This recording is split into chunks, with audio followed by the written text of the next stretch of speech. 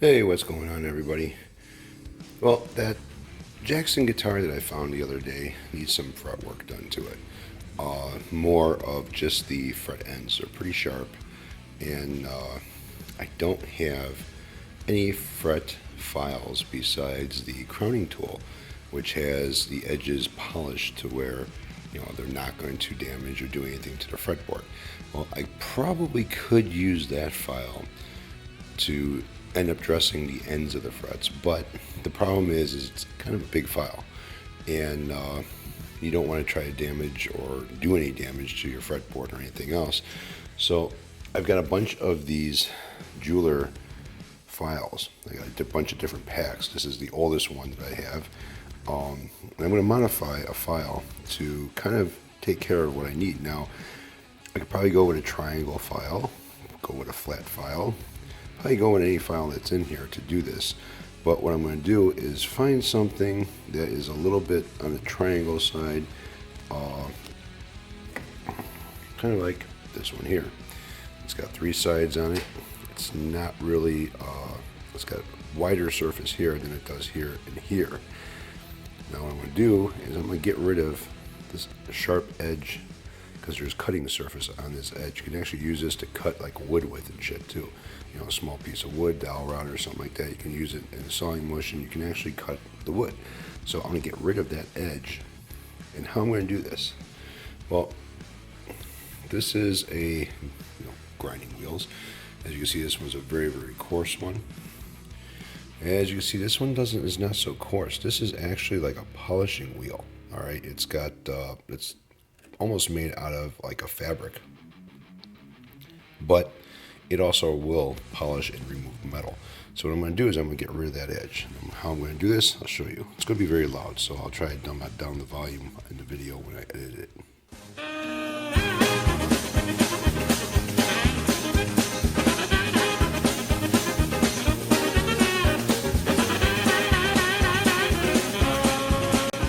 As you can see, it's becoming shiny now.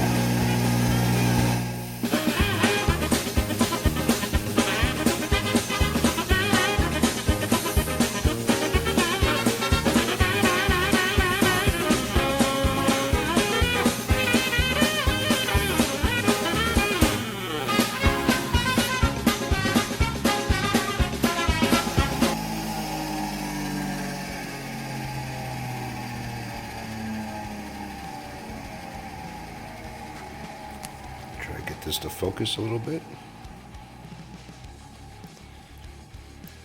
You can kind of see that that edge is starting to have a little bit of a shine to it. I can see a lot better than you guys. I run my finger over it and I don't feel any more, well, a little bit. I could probably go over it a few more times. There isn't too much of any cutting surface on there anymore. So what I'm going to do is end up going over it a few more times. Now, the thing about this is you do not want to sit in one spot for too long and then continue going and stop in the middle of this, because it will make an indentation. You want to go as even as possible all the way down at a consistent speed to where it's not going to be cutting in the same spot for very, very long. Like I said, it is metal. You can turn it into a little bit of a wave over here, and that could cause you problems in the long run. So what I'm going to end up doing is finish cutting this to where this edge is very, very smooth. Like right now on this angle, I can run my finger over it and I don't feel any cutting edge. When I tilt it a little bit more on this side, I can kind of feel that there's still a cutting edge there. I want to remove that. So let me get this done, and I'll be back. All right, back in the little workshop in the basement, and I got two files that I already cut. Now that wheel that is on that grinder, it's a kind of a special wheel. It's made out of almost like a cloth, but it has an abrasive inside. It's great for doing polishing. Say if you have a button head bolt that has a little rust on it, or a nut or something that has some rust on it, it'll actually polish the rust right off of it. And what we did when we had the 1928 Ford Model A pickup truck, there was basically all the wood that was in the back of the bed were all button head bolts. And there was we picked up some stainless steel button head bolts, and they had some writing on them from the manufacturer. That wheel actually kind of like polished that writing off of it. Also polished the bolt to where it wasn't like a chrome, but it was pretty damn near close to it. And all we had to do was hit it with a little bit of clear on top of it, and they looked like they're fucking chrome button bolts. Now, the wheel you could probably pick up at any home improvement store. I'm sure they have them. Just have to look at to see what the grit is on it, and how the cutting surface is. It is not a stone wheel. Okay, so don't mistake it for a stone wheel and get the same result. A stone wheel will actually grind the shit out of, whatever surface that you're trying to cut. These guys here, on the other hand, these are just simple needle files. You could pick them up at any home improvement store, even at like a Hobby Lobby has them. I'm sure you could probably get them at a Harbor Freight. I'm sure Walmart might even have a set of these in their home improvement or automotive area for where your tools are. A lot of people use these things for doing hobbies and stuff, making jewelry and stuff, small metal filing. They're pretty strong, pretty sturdy. I wouldn't worry about breaking one of these things or doing anything as long as you use it correctly. Now they got some rosewood inside of them because I use them for doing work on the fretboards. When I'm putting it in a bone nut or something, I gotta open up the slot just a little bit on one side in order for the nut to fit in.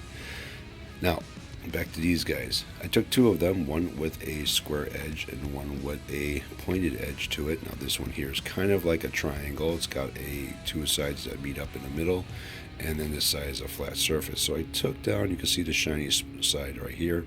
I took that down. Again, you want to be careful that you don't put too much pressure or sit in one spot too long on that wheel, otherwise you get a low spot because it does remove metal. Now, there is no cutting surface here no more. It's gone, completely gone. Same thing with this one here. I rounded this one off, and I also rounded the other side off. Plus, I took the sharpness out of the tip so the edges aren't very, very sharp anymore, but not touching the flat surface as far as where the cutting material will be.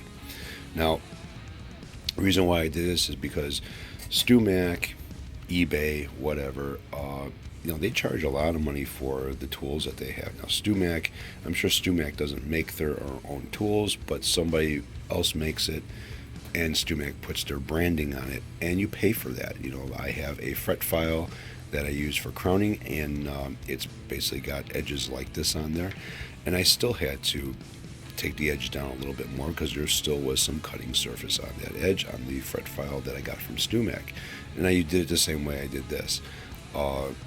And you pay for that. That's like a $30 or better, fret file tool, or fret crowning tool.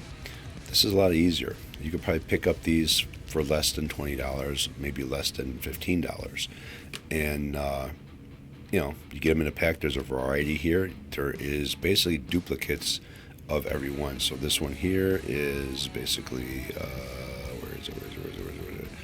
I want to say it's right here. And then there is another one of these inside here as well. So you have two files that are same. There's 12 files per this package. So it'll be great for doing what I need to do with the Jackson guitar that I found yesterday. The ends are pretty sharp, and on the frets, and I really need to do a little bit of work on that in order to keep from cutting my hands or anybody else who may get that guitar later on down the road. I haven't checked it yet. I haven't done really anything with that guitar exception of plugged it in and tuned it up with the strings that were on there, and it does work. There's no scratchy pots. The three-way switch works correctly. Seems like everything's good. So I want to make it even better. Fix those fret ends. So you could probably take a piece of, say, sandpaper if you don't have a grinding wheel, and this is like a 3M sandpaper with a sticky side on it. This one here is what, a 220? Let's see. No, 320. This is a 320. You can see through the paper. And lay it on some flat surface, and then take your edge of your file and kind of go on there and roll it from side to side so you get a nice rolled edge on there, not too far, and make your own. I gotta say with the sandpaper though, because these are probably, I don't know what grade of steel these are, it may take forever to get the results that you're looking for compared to what that wheel would do a lot quicker. But it can be done. And if you don't have a grinder like that, or a wheel or anything, can't find one, that'd be a next resort. So there you have it. You're making your own tools, save a little money in doing so. Again, you can get these guys almost anywhere. If you got a Harbor Freight, you can probably get them a hell of a lot cheaper. The only thing about a Harbor Freight is be careful of the quality. They may not be, it might be a lot worse than what you would find at Home Depot, Menards, Lowe's, and so on. Hell, even Walmart. The grade probably is a lot lower at Harbor Freight than what Walmart would sell. But nevertheless, making your own tools is not a bad idea when it comes to this shit. It saves you a lot of money, especially if you have to deal with StewMac on a regular basis. You kind of know what their pricing is like. And again, I don't even think they make their own shit. I think they just put their own brand on it, and that's it. Anyways, you guys take care. Make your own tools. Save a little bit of money doing it, and have fun.